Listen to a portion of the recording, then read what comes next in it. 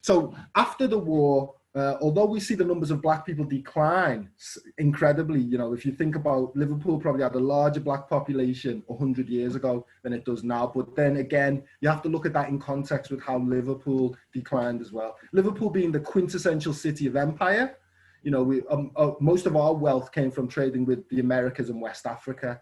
But as Britain continues to acquire colonial colonies overseas, Liverpool's importance increases. And then as soon as we start to dismantle the empire, our importance starts to decrease, and that leads to a decrease in the amount of people who are coming from those areas as well. So that kind of gives you some background to how Liverpool developed over the 18th, 19th and 20th centuries. Thanks, Kim. Lawrence, thank you so much for giving us a whistle-stop tour of Liverpool and its black history, because it would be surprising to a lot of people that many people across Liverpool and the city region aren't aware of our history and stuff. So it's really important that we get that information out. Don't know whether we've got nothing in the chat for any questions for Lawrence, but maybe some people can maybe have a think about some of the things Lawrence has said. And if people want to pick up and maybe pick Lawrence's brain after this meeting, I'm sure Lawrence will put his details in the chat so that people can contact him after this meeting. Okay, what I'm going to do now is then introduce you to Michelle Charters. And Michelle is a very old friend of mine, and she's the chief exec of Cumber and Marnie, an organisation based in Liverpool 8 on Princes Road, and it's where my constituency office is based.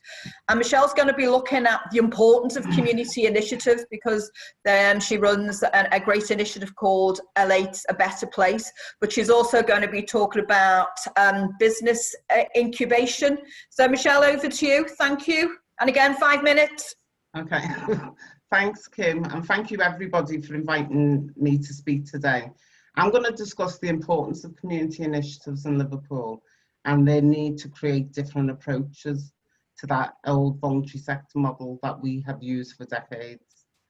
I'm lucky enough to have worked in this sector for over 30 years, from a grassroots community engagement and development worker to a CEO. So I come to you with experience and knowledge of what I have witnessed as working and not working in this sector and this city. So sadly today, exclusion to opportunities still exists.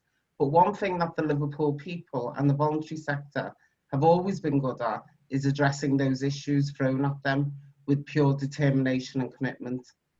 They have retained the ethos of community spirit, whether that was in their street, their area, or their organisations. For me and my 30+ years experience, I would say that one of the main reasons I have remained in this sector is to support the fight of exclusion of the black community and to introduce opportunities for inclusion of all excluded groups in order to understand and participate as individuals in the public and the private sector. This way, we can get a representative and balanced society, because I believe that we all have something to contribute and the ability to work in partnership in order to right the wrongs of the past. Over the decades, exclusion of people came in many forms in Liverpool. Firstly, for us, in the 80s, it was pure racism and discrimination. However, myself and others have worked extremely hard to address this, and today, whilst we do see some progress, unfortunately, it is still not enough. Charities and social enterprises work very closely with residents and communities.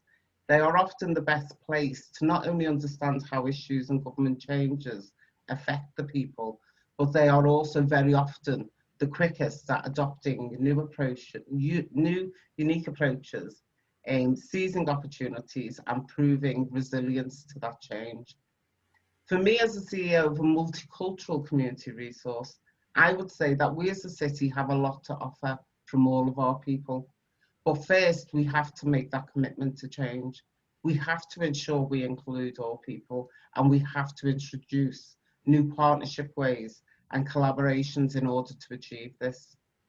We at Cumber have learned to adapt from a grant reliance charity model to a community business model with a determination to build some self-sustainability in that would not only address the issues that we have faced over the last 14 years, but which would ensure that we continued our purpose and, more importantly, our work for the future generations. Because over the decades, I have witnessed so many good organisations fail due to their over-reliance on grants. And when the money ran out, sadly, the organisation closed down. So for over a decade, whilst we could not access grant funding due to the financial problems we inherited, you know, this was certainly the drive for our new approach of work. And in 2016, and by working in partnership with a local trust funder, we created the opportunity based on what we knew was lacking in our area, the collective activism of our people.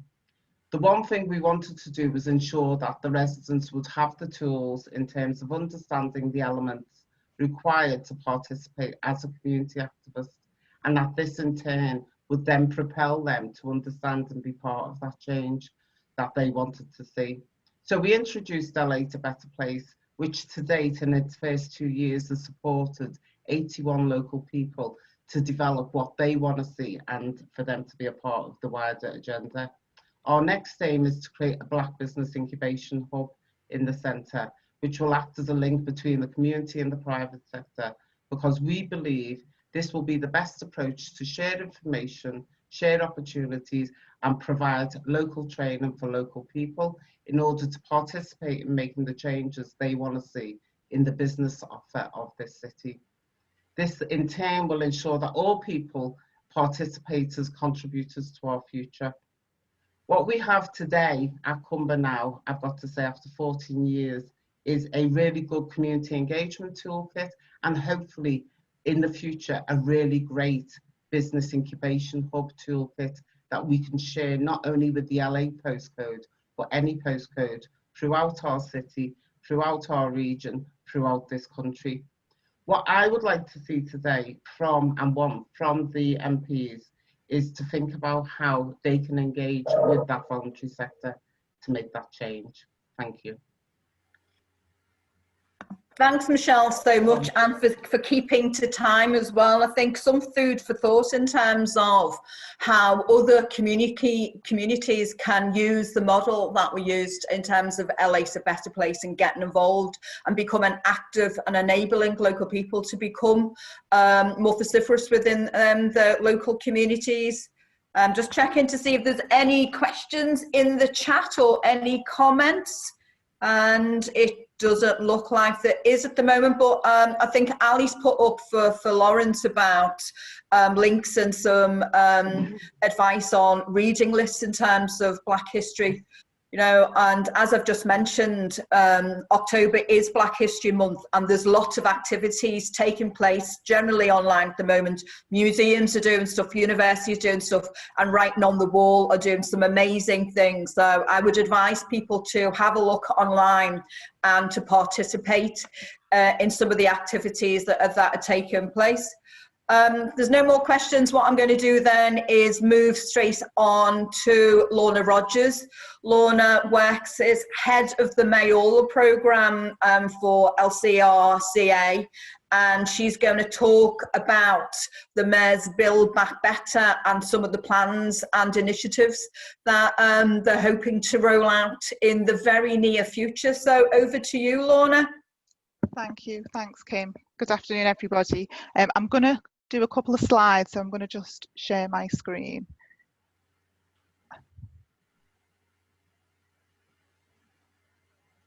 It's not working. Olivia, can you help with this?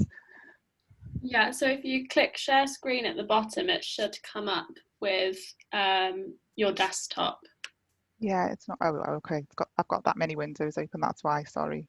Apologies. Here it is. Can people see? Yeah. Great.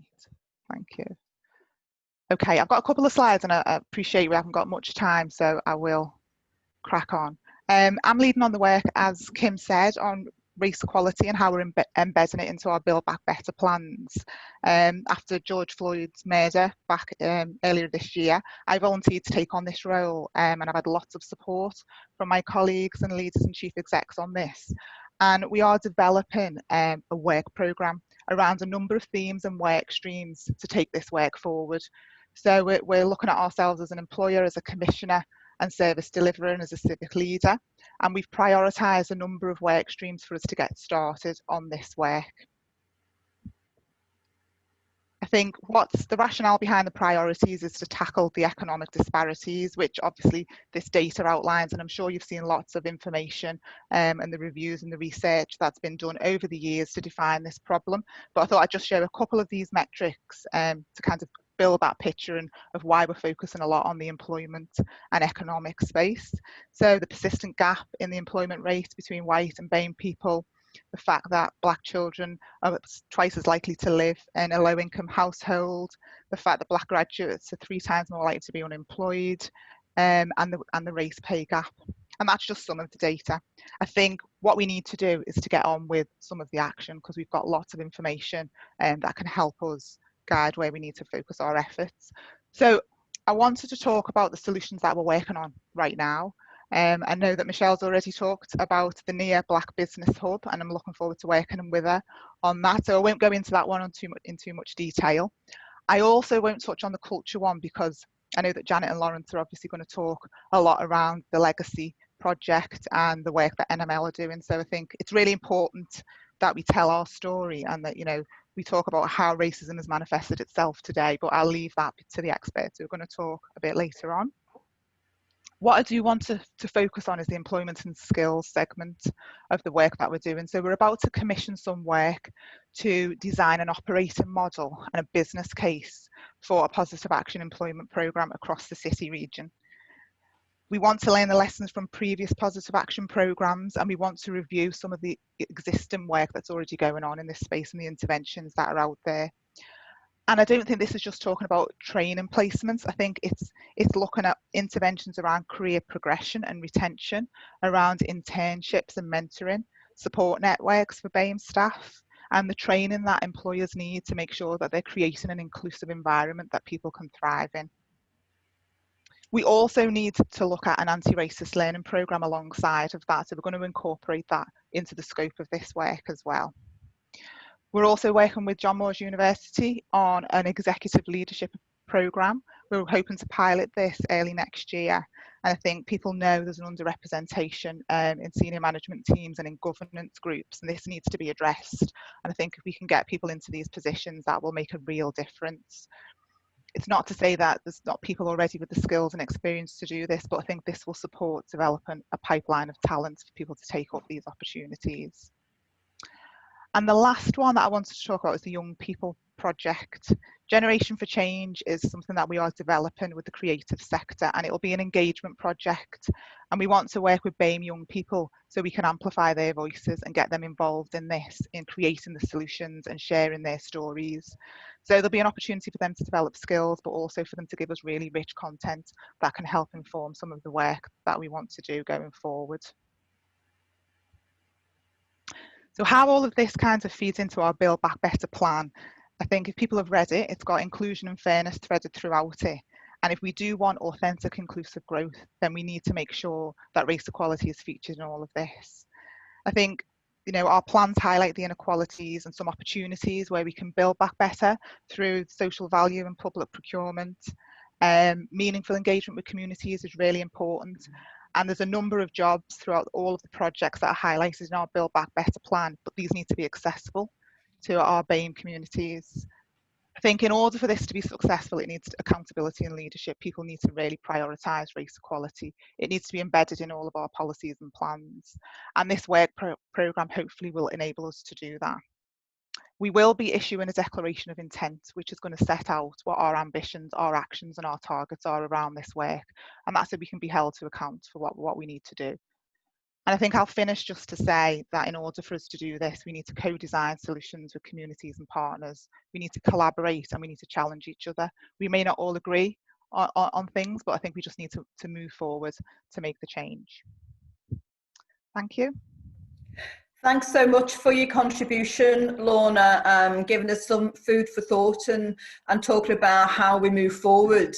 And George, apologies, you had a question. Do you want to come in now, George? Is that okay? That's fine. I just wanted to say a brief word about Knowsley. Statistically, we've got one of the most uniformly white working class communities anywhere in Britain.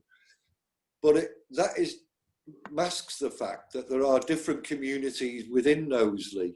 And Lawrence made the point, Prescott, where I'm sitting now, actually had black people a couple of centuries ago. But at the moment, there are 3 groups in Knowsley. The first is there are a large number of mixed race children and if you go to any primary school, you'll see it's visibly the case.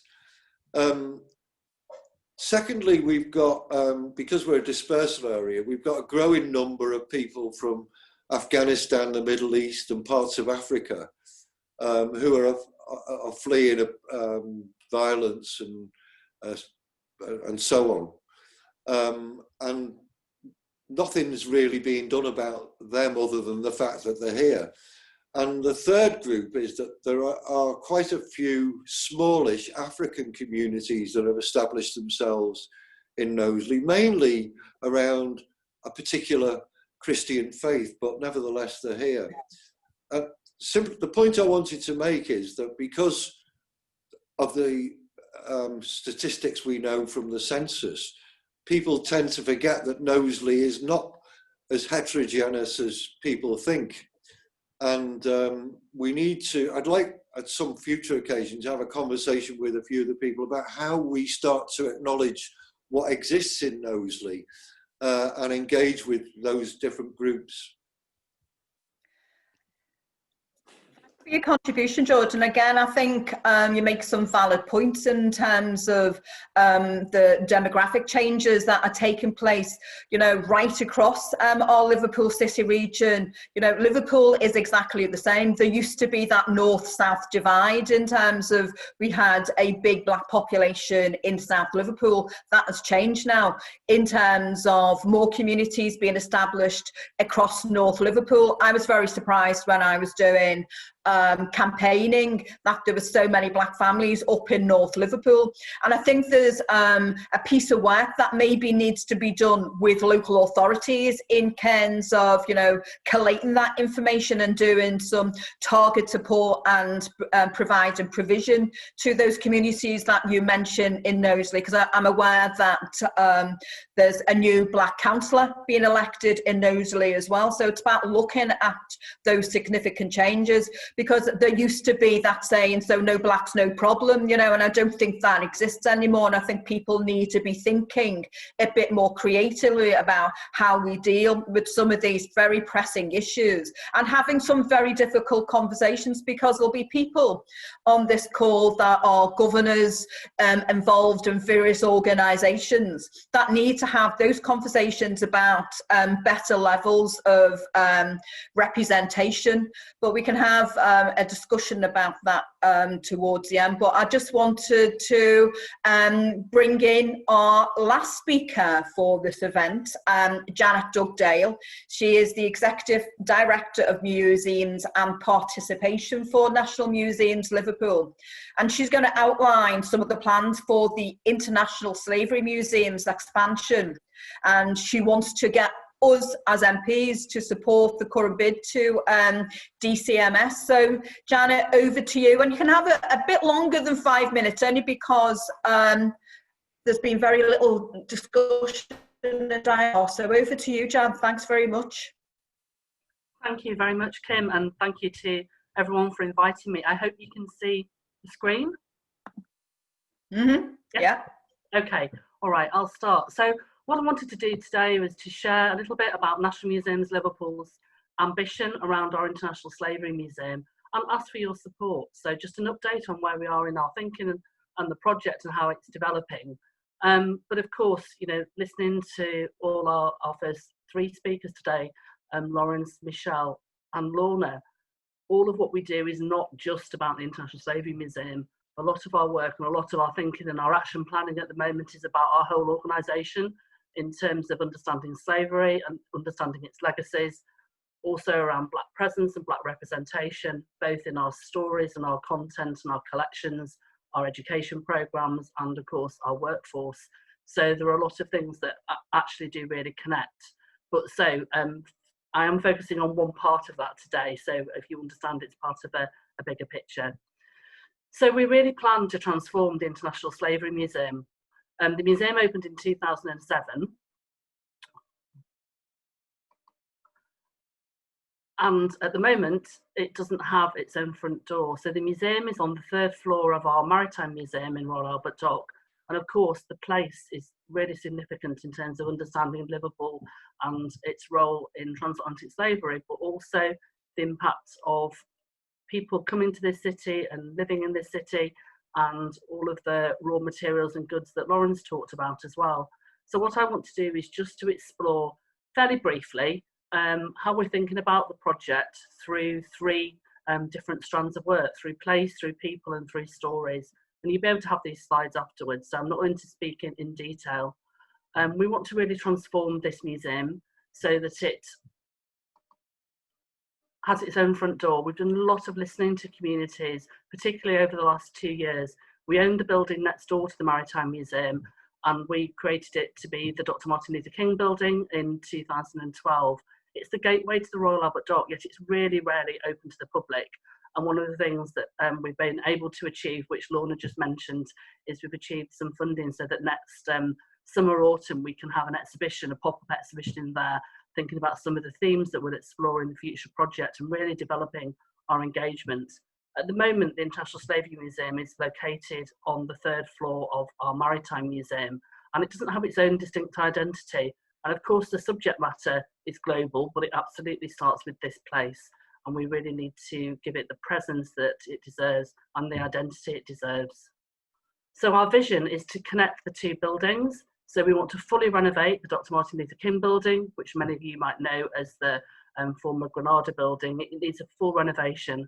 We want to create that distinct entrance for the International Slavery Museum to give it the prominence that it deserves, to elevate and amplify the story, both on a regional level, national and international level. We want to do that by building a contemporary link to the Maritime building next door. And through all of this, we will develop bigger galleries, new galleries that explore more stories, learning spaces for the International Slavery Museum. And to do that, we also need to reorder the galleries in the Maritime Museum so that they all make sense together. We're also going to create some shared spaces that serve both museums, including for communities, for research, for events, and for bigger exhibitions. So people, this whole project will really develop our relationships. We've been working with communities for 30 years, and there's a list of some of the people and some of the organisations that we work with. It's not exhaustive, but it's so important that we listen and that we do and take every action together. All of our thinking about how we develop the transformation, expansion, and obviously a much bigger scale museum is that everything we will be doing is through co-creation. So we're going to build trust, develop kind of respectful agency by creating an environment where really communities can speak, but also that we listen and that we act together and we go forward together. I think there's some really important ways of us learning from things that have happened and are going on already that we've heard about today. And I'm already seeing there are even more synergies, which is always the value of seeing everyone together. Our engagement strategy, as it will develop, will be led by communities. And we're partway through a process with the National Lottery Heritage Fund.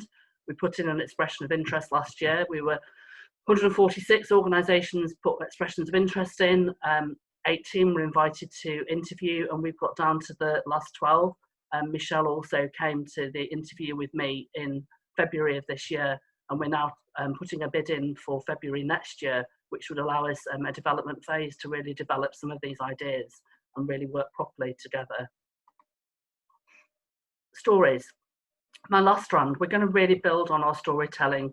We need to widen our narratives about transatlantic slavery and its legacies through collections, archives, contemporary art, bringing new perspectives, perhaps particularly with local artists and national artists and Black artists.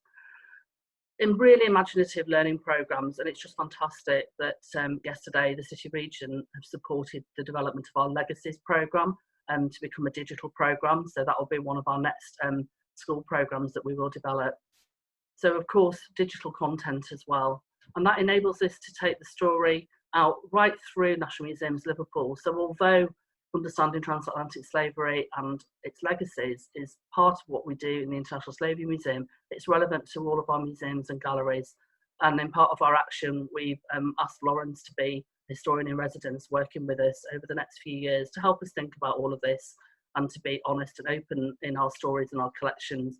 But of course, and you know, responding to George, this is about the City Region and it's about beyond as well. So this connects us globally into really important histories that we need to understand. We will do other work as well, for instance, developing the world's first modern slavery collection, so really important around activism today, and developing research and perhaps becoming a hub for human rights activities, which actually ties into employment, skills and equality, a number of the themes that we've talked about today. But ultimately, we need to do this together. One of the things that we've developed over the last 2 years from all of our listening activity is that we remember and we act, and of course it's the action that makes the difference. And we believe that we need to create much more prominence for this museum on the waterfront as part of our waterfront transformation, the absolute cornerstone, the starting point of what we want to do. There are many other things to follow and to explore, but we want to start with this museum, and we really need your support. We've got a strategic outline case into DCMS. We put that in August for capital funding. So the MPs who are on the call, we'd really like your support with that. You know, all those conversations that we need to continue to have with DCMS and then with Treasury, that will be a great help to us. So thank you.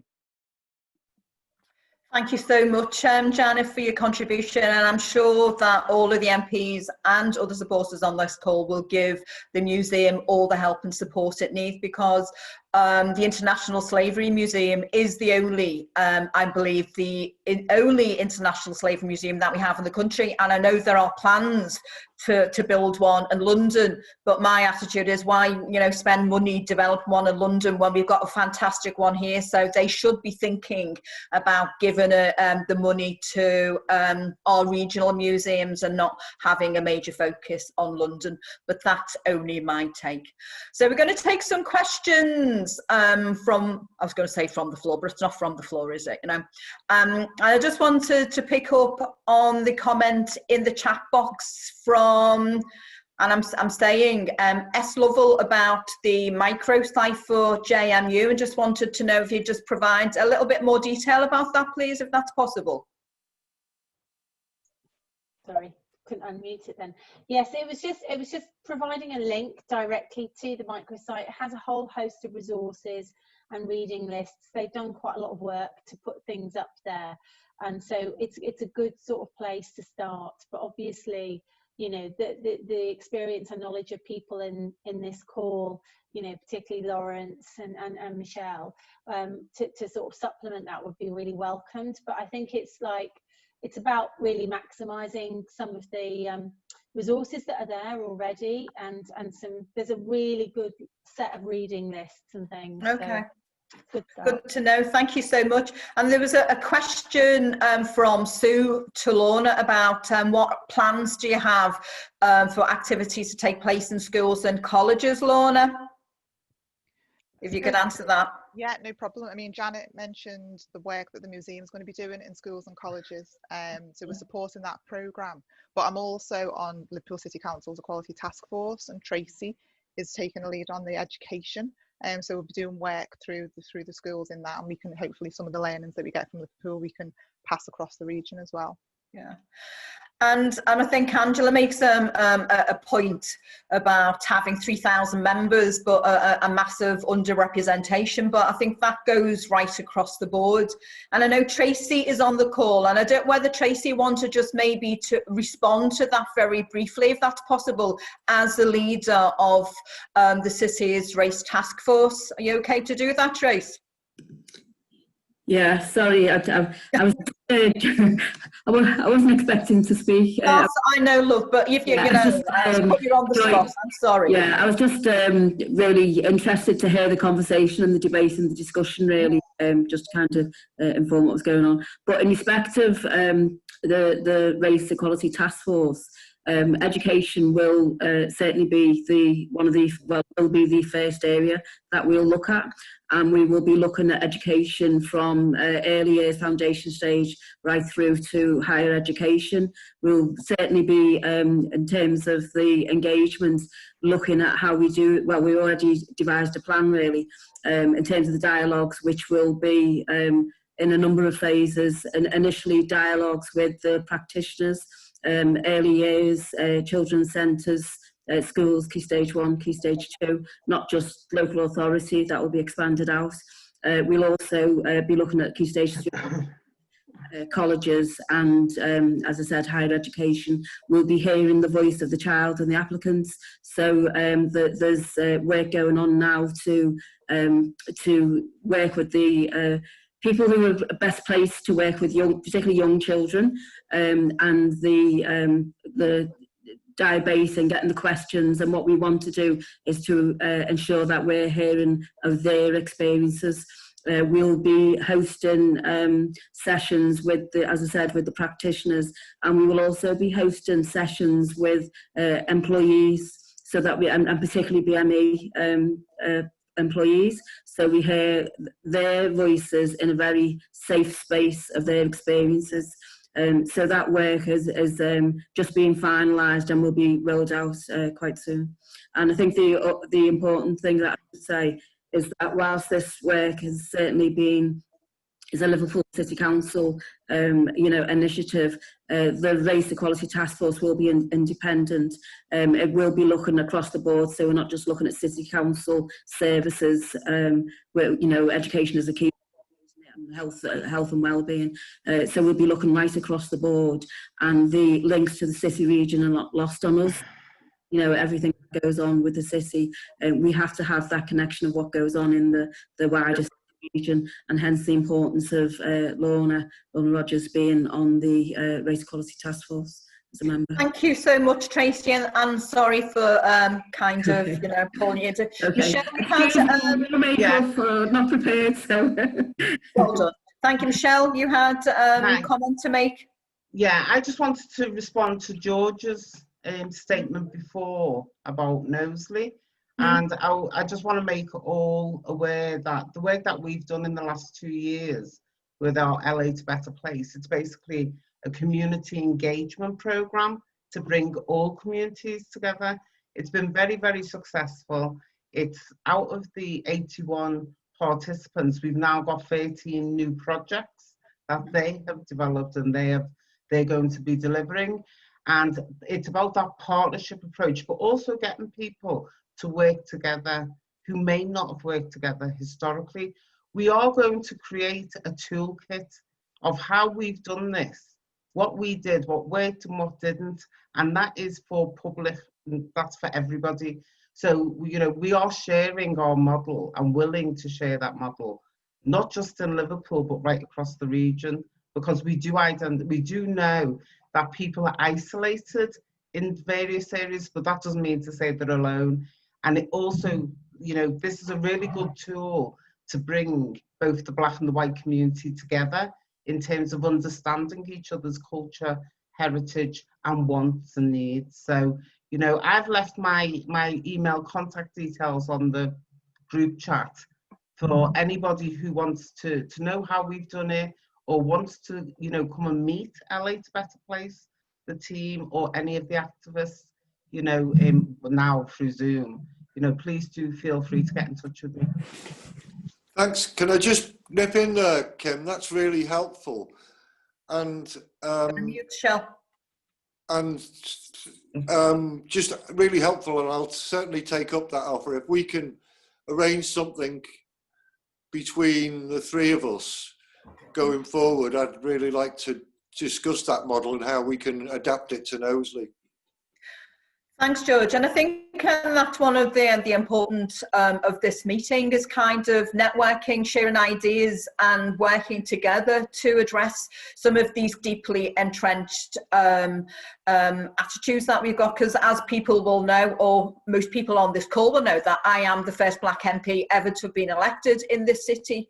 And I've said to people that I make no apology when I say that it's down to deeply entrenched systemic racism, and it's something that we have to tackle. Because I was very surprised when I was elected and went to Parliament to see the lack of young black people working in Parliament, not in our party, not in our constituency offices, and not in our offices in London. And I think that needs to change if our society has to change. And that's why I was suggesting that as a group of MPs working with Lorna, that we think about how all of the MPs across the city region commit to maybe looking at taking an apprentice or an intern, a black young person, and get involved in politics that way. And I'd really like to hear people's feedback and comment about whether that's doable and whether people agree in terms of moving that forward. So thanks.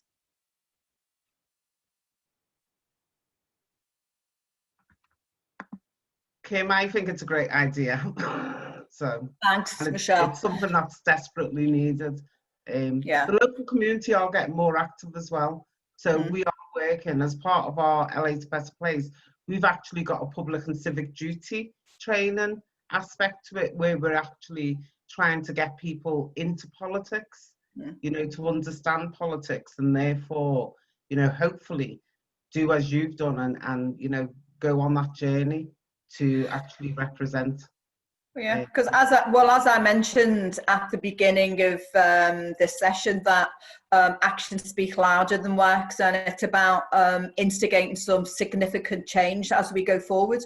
Yeah, because Angela posted about the lack of representation in her branch, and what do we do to encourage more people to apply. So, but that's down to how things are advertised, maybe looking at doing some localized what do you call it, a job fair in organisations, and encouraging people to do that. So, because some organisations have done that. When Asda established itself in Liverpool on Smithdown Road, that's what it did. It got lots of black people to come forward to take up those jobs. And I think we need to be thinking a bit more creatively about how we do that, because I do get a bit sick and tired from, you know, big public sector organisations saying, oh, we've tried to recruit. Well, clearly you haven't tried hard enough, and you should be doing more to do stuff, you know, because what I've been hearing at the moment, and more people are getting involved and saying, oh, we need to do stuff, but you need to do stuff, you know, years down the line. This isn't a problem that's just happened, and it's about thinking creatively about how we do improve job opportunities, education opportunities for black people in the Liverpool City region. Anyway, I'm starting on my soapbox now. Happy to support that, Kim, so happy to help. Any other comments, questions, contributions?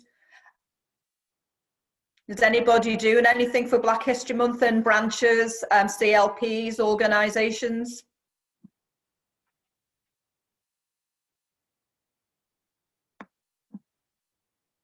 I'll check what's going on in Knowsley. Yeah, likewise, Kim. Yeah. We've had some positive steps forward in terms of history and culture on the Wirral, particularly around the Lady Lever, which I'm sure Janet knows all about. And I'll send around a little note on that. It's like interesting Wirral details. Yeah. Obviously, people will be aware of, you know, we've got the Lady Lever as art gallery, so, and telling the full story of Lever and issues there about interaction with slavery is quite important, and there's been a bit of development on that, so I can perhaps circulate a little note on that if people are interested. Thanks, Ali. Elaine, you had contribution, comment to make. Thank you. Thanks very much. Yeah, the City of Liverpool College as well will be celebrating Black History Week, using our students, using both images, representation, looking at the curriculum offer as well, and reaching out and working with other organisations during this period of time. We want to absolutely support everything that you've been talking about. We are developing our own anti-racist strategy and implementation plan, and we'd really like to link in with others who are also developing this either in the city or in the city region, and share our plans, our experiences, and the training and development that we're engaged in. So it's been great today. Thank you. Thank you, Elaine. And I was very surprised when you told me the other week when I was talking to you about the select committee that 2/3 of your 3,000 students go to your college without having maths and English. You know, Right. I was very surprised about that. And so clearly as a city region, we've got some work to do in terms of improving and increasing education opportunities right across the board, don't we? We do. And again, as well, in terms of EDI, quality, diversity and inclusion, I'm the champion for the LEP. So if we can all connect together on what we're doing as well and get this out to a wider reach. Thank you, Elaine. Lawrence, can I just maybe bring you in a little bit to say how you anticipate your role as historian in residence at the museum working, and when does that start?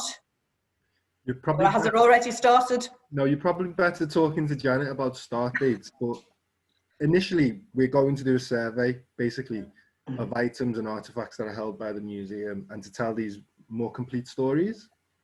I'm already working with employees at the museum, just giving them some advice, etc. But I haven't started doing any work on the ground as of yet. There's lots of grand plans. There's so much we can do about this subject because it's so under-researched, and yet it's such an integral part of the development of the Liverpool City region. I mean, Alison mentioned the Wirral.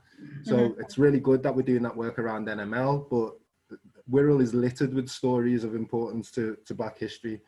Green spaces, churches, etc. The Alabama was obviously built over there, etc. So there's lots of these stories that need to be told, and I think the museums and galleries are a perfect vehicle for doing that, but they're not the only vehicle. Thanks, Lawrence. But I know that you're doing something, is it the weekend is it Writing on the Wall Black History Month in terms of the First World War? You're doing a walking tour? That's one of the topics that's on there. Madeline actually did the research around the First World War, but I'm doing stuff around Black presence and the history of slavery, etc. So yeah, I'll be on there. Kim, can I just ask one question, very specific thing, just to Lawrence and Janet? This is very like a boring process thing, so apologies for that. But in terms of the collections strategy, like where do collections fit in with this? Because I would imagine that your survey, Lawrence, might find that we then need to implement a collecting plan of some. There will be lots of artifacts out there that at the moment the museum doesn't hold, which would be kind of good if it did. And I just wondered whether that is part of the plan. Yeah, well, one of the pieces of work that we want to do with Lawrence this autumn is really to develop what that plan is over the next few years. So initially, it's been around some kind of informal advice. Well, there's been quite a lot of things going on the last couple of months, and our intention was to start this autumn, but we did actually announce Lawrence's appointment with us a little bit earlier than originally planned. So we're working through it. We're going to start working through on what that action plan will be. So it's a real mix around investigating stories. Some of that links to donors or where people gain their money from, who then gave major collections to the museums and art galleries over time. There are many, many strands in terms of our collections and how they were created and where they came from, and we want to develop kind of really honest storytelling around that, and that will take some time. So it will be like an initial survey, and then absolutely we'll be looking at our collection development plans again in terms of what we need to collect. But actually the plans are there and people do work on them, but this is time to have a really fresh look at them and really challenge ourselves about whether it's good enough.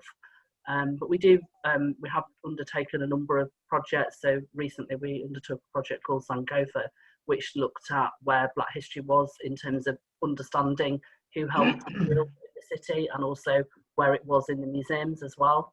And while we talk about the International Slavery Museum, it is one museum in a whole group. So actually leading on Liverpool's Black community history is going to be led on, and it came out as part of the recommendation that Joanna Anderson worked on with us in terms of evaluation. That will be led on by the Museum of Liverpool, and that's something that Lawrence is really aware of. So when he spoke earlier about that early Black presence and about how we get that story out, that's something that we've initially talked about as part of our initial conversations. So there's a lot to do, but it needs putting into a strategy and a plan, and it's not an immediate fix, but you will start to see some changes. Thanks, Janet. Thanks for your contribution. Can I say something about NML as well? Whilst everyone's just here, make it, just very briefly. It will briefly. be very, very quick. I'm now a trustee of NML, but I've been working with them for 26 years. And to be quite truthful, one of the institutions, I'd say at the moment, for what I see in terms of the work, the listening, the fixing and the moving forward, they are really seriously doing the right thing right now, especially around the equality and race agenda and in terms of the inclusion agenda. So I think if anyone's having any issues with institutions, have a few little words with some of the different directors, because they're looking not only at collections and history, but also practices. So in terms of HR, how we change how the museums look. So, and that's me just giving them a big up, because I'm really, really impressed. And I am very proud to be a trustee of the group. Thanks, Michelle. And I agree that NML do a great job in the city. But I just wanted to bring Metro Mayor Steve Rotherham onto the call, because I know you've been sitting there patiently, Steve. Thank you. And just look forward to hearing what you've got to say. Thanks. Thanks, Kim. And dipping in and out, for those MPs who were on the call yesterday, just to let you know, there's massive progress already today on that local package. That's all I can say, but I'm throwing a hint to those people who know what this is about. I see Ali smiling. Thanks for your letter to Sunak. We'll get onto that one as well. And the other thing is, I might need you later on, but if I can give you a call, because this will be very much around treasury stuff and trying to do something immediately, but making certain that in the future Treasury can help us out still. So I'm sorry that was really coded for people, but obviously we'll let everybody know as soon as we possibly can.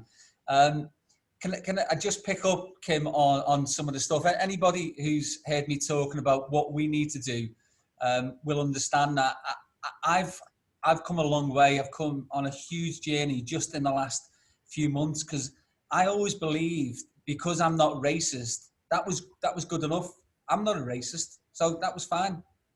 And then I thought, because I became, anti-racist and joined things like Kick It Out and went to confront Tommy Robinson and put myself genuinely in physical danger along with my lad, I thought, well, I'm doing my bit. And actually, none of it's good enough, is it? Because it doesn't really change the fundamental problem we've got, which is around the structural problems of racism in industries, sectors, individual businesses, etc. So what can we do, us, I'm talking about as a combined authority, what can we do to try and influence that? And obviously I'm really fortunate, in having some fantastic staff here.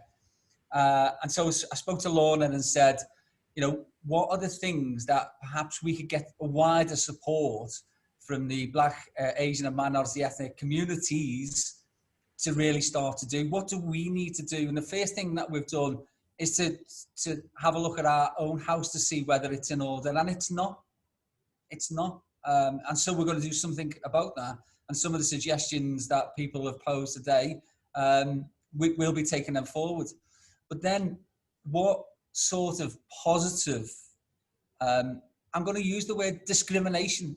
How can we, I know it's positive action and all that sort of stuff, but how can we positively ensure that we give people a fairer chance to get some of the opportunities that we control as a combined authority? And I'm talking about not just jobs here, I'm talking about the funding that we distribute.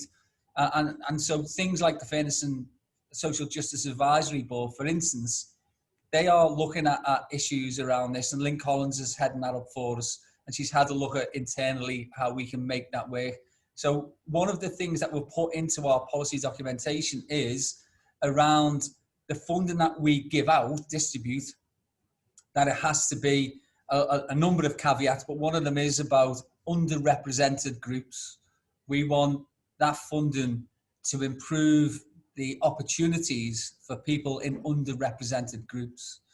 And then on a sort of wider scale, how do we encourage Black businesses? How can we support the ecosystem that sort of supports the Black businesses in our city region? How can we use supply chains differently? All of the sort of business fundamentals, but we're going through this root and branch, and that's so that we can get a lasting change, because it has to be sustainable. So unfortunately, we haven't gone for the quick hit. We haven't gone for the headlines, and apologies for that. But we have gone for something that will have a longer and more sustainable impact, I believe, for the whole city region going forward. And there's a whole host of different things in the interim that we are supporting, you know, Mandela 8 and stuff around. We gave Blackburn House £2.5 million so that it can improve its facilities. There are plenty of things. It's not like we're not doing anything, but I don't believe it's that we've done enough. And we will be ensuring that we do more. And believe me, I'm being pushed very much by very capable people in the combined authority who'll hold me to that, and I'm sure you all will. Thanks, Steve. And I think it's very prudent, you know, in terms of the level of honesty, because I think that's what we all need at the moment, is to have those very honest and upfront conversations about what needs to be done and what's gone wrong, you know, because we're not able to fix stuff without reflecting on the past in terms of going forward. So thanks for your help and support, and for the money and the suggestions going forward, and the work that Lorna's doing on behalf of the CA. And I look forward to working closely with Lorna on some of those things. Well, one more question from Angela about the Slavery Museum. Do you want to ask your question, Angela? Yeah, sorry, I've had two questions now. I was just wondering, I know what the museum's about, and it's not to take away the horror or anything, but when the children go through and they see all that, they do take it in where it's about, but they come away with the impression, I know mine did when they were little, that Black people are always downtrodden and everything. So I was wondering if the museum is going to have a section on lots of positivity as well, so that you can say, you know, like, how bad this is, but it's not, although it's still bad, I know that's what we're talking about today, but there are positives, you know, so that they don't always have that opinion of people when they leave there. That's all I was wondering. Thanks, Angela. Janet, Lawrence, do you want to respond to that? I've put a very quick answer in the chat, Angela. So in a small way, it does already. There are positive stories, and that's really, really important. And of course it will. There's going to be a lot of work listening to people and working with young people and with community groups about what the museum is in the future. So I really understand what you're saying, and it's got to be about agency. It's got to be about understanding our past, but using that to inform the future. And then hand over to Lawrence. I would just reiterate what you said, Janet. There's already the Achievers Wall, which provides lots of really positive stories of Black people from throughout the diaspora. But yeah, I mean, the more space we have, the more opportunities we've got to really address these issues. And I think it's a very important point that you make, Angela. It's very important to acknowledge the very positive stories that have kind of come out of the terrible story of slavery and the slave trade. And I think what we need to do is just generally change the narrative, because the media and the things that we see on TV in written press is often very negative about Black people, and that narrative needs to change. And I think we as a group of individuals need to be part of that change as well. Kim, can I just say as well, one of the things is that it's about truth, and it's about people speaking to each other truthfully.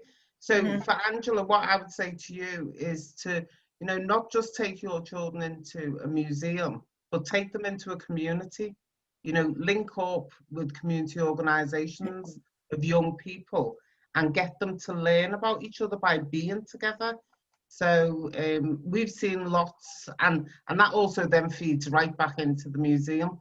So there's a movement of activism between the museum, the community, and and other communities starting to work together. So do the mixture of both. And Black History Month is the best time in terms of promotion. We promote history every single day, and we make history every day. But Black History Month and its calendar, and I know the Culture Liverpool have got the host in the calendar for this year. Introduce children to what's going on in this city and in this region. And also, at this time through Zoom, we can't always go to places, but we can watch what's going on. We can watch stories on YouTube and through Zoom. So just different way of introducing history and race. Thanks, Michelle. But just to reiterate that Black history is everyone's history, and we don't only need to do it in October. And I think, our education, our curriculum needs to reflect some of those aspects a bit more closely. Well, we're nearing the end of our meeting, so I just wanted to ask each of the speakers if they can make a minute closing statement on one positive action that should take place following this meeting. So I'm going to do it in kind of reverse order. So Janet, can you say one thing, please? My big one thing is that we keep working together to make the difference, and that we're stronger together through everything we've talked about today. Lovely, thank you, Janet. And Lorna? I think I would say, can we work together on some of these employment opportunities and how we can get more Black young people into some of these positions so that they can raise their aspirations and have these opportunities. Fabulous, thanks, Lorna. Michelle?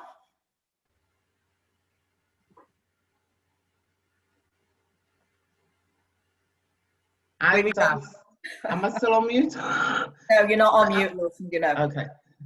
I would ask for MPs to support and procure local services from the Black community and to widen their reach in terms of access for information and for services. And another quick one is, I certainly agree with you in terms of employing or offering opportunities in their offices to diversify their offices.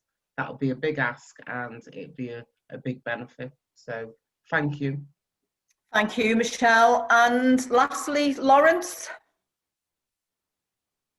So I'd reiterate what the other speakers have said, and I'd also suggest that Liverpool MPs get behind the plan to make Liverpool the home of the National Memorial to the victims of the slave trade. As you probably know, the government has already ring-fenced £50 million for a Holocaust memorial, and rightly so, because that's one of the greatest crimes against humanity in history. But that wasn't something that the British actually prosecuted. So I feel that if we're going to build a memorial to the Holocaust, we should also be building a memorial to the many victims of the slave trade who really helped to develop the British economy during our golden age. And seeing that Liverpool led in the prosecuting of the slave trade, certainly in the engagement in the slave trade, we should also lead in the commemoration of the victims of the slave trade. And I think that really has to come from Parliament. Thank you so much, Lawrence. And just to say that there have been a number of suggestions. There's things that the CA are doing, Michelle's doing, talking about collaborating with Knowsley in terms of supporting some of those communities. I've made the suggestion about how each of the MPs within the Liverpool City Region could look at employing an intern, an apprentice, in terms of getting involved in Black politics. And I think Steve have put in the post, the chat, about us putting in an early day motion about supporting the funding for the museum. And some of the contributors have put some information in the chat about information that's available.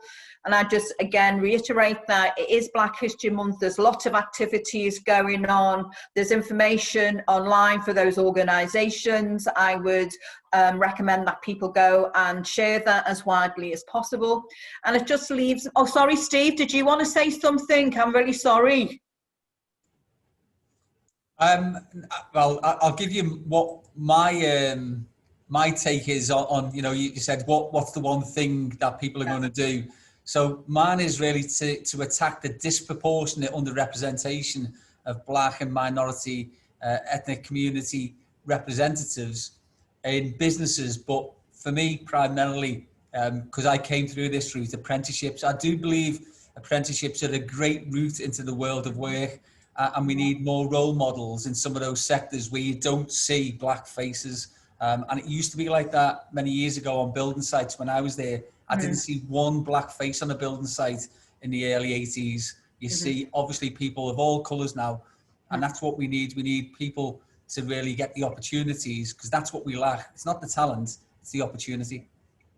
Thanks so much for that contribution, Steve. So I'd just like to thank all of the speakers, all the attenders and the Secretariat for the support they've provided for this meeting today.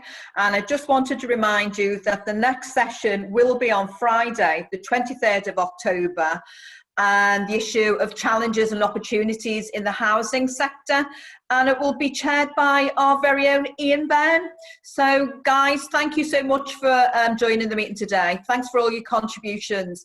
And if there's anything, any information that anybody wants, please don't hesitate to get in contact with the people that have been here today. So guys, enjoy the rest of your day. Steve, I hope that you can provide us with some positive feedback later on. So take care, everybody. Thank you so much. Thank you, Steve, for all your help and support on that. Thanks, Kim. Thanks, everyone. Bye-bye. Take care.